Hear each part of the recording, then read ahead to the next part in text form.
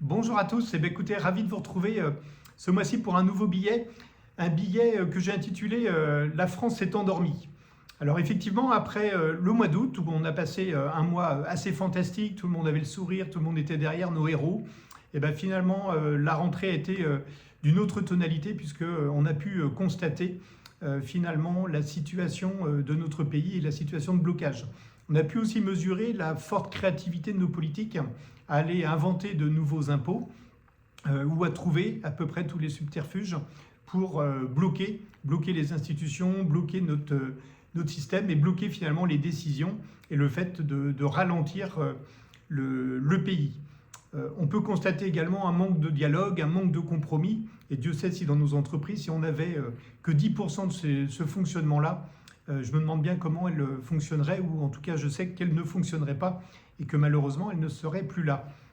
Chaque salarié a pu aussi mesurer l'impact qu'il peut avoir finalement sur les politiques, sur leur propre vie.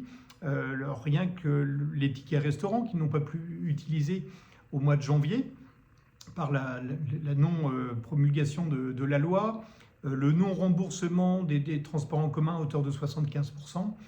Voilà, je pense aux gens qui sont au chômage, quand on voit les taux à 4% là, qui sont en train d'arriver, c'est en train de concerner un grand nombre de Français, ou sinon les agriculteurs dont leurs problèmes ne sont toujours pas réglés depuis maintenant 2 ans, les PSE qui sont en train de se démultiplier, voire les fermetures d'usines à vitesse grand V.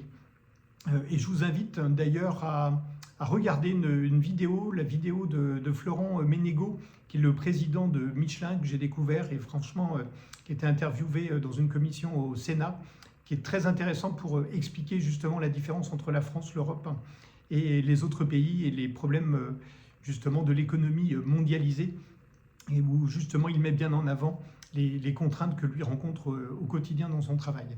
Voilà. Et pendant ce temps-là, les États-Unis ont élu Trump, qui lui avance vitesse grand V pour favoriser son America First, qui a signé à peu près une centaine de décrets en à peu près le premier jour, quand nous, parallèlement, on a voté une loi sur les 12 derniers mois, voilà, et que depuis 2 ans, on est toujours en train de débattre sur la réforme des retraites.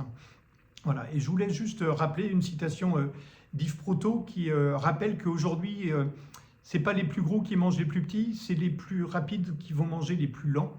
Et j'ai vraiment très peur aujourd'hui pour l'Europe et pour la France si on ne se remobilise pas. Et voilà. Et je rêve que l'ensemble de nos politiques refassent concorde, comme ça a été le cas au moment des JO, et que tous les Français se mobilisent derrière pour justement exploiter les atouts qu'on a. Et Dieu sait si nous en avons beaucoup dans notre pays, pour justement rayonner, faire rayonner nos entreprises, que l'ensemble des collaborateurs puissent s'épanouir et que chacun des Français puisse parfaitement bien vivre de son travail. Voilà, écoutez, je vous laisse lire le billet qui est en commentaire. N'hésitez pas à liker, à commenter, à me faire vos retours d'expérience. C'est ça qui m'intéresse et c'est ça qui nous fait avancer. À bientôt.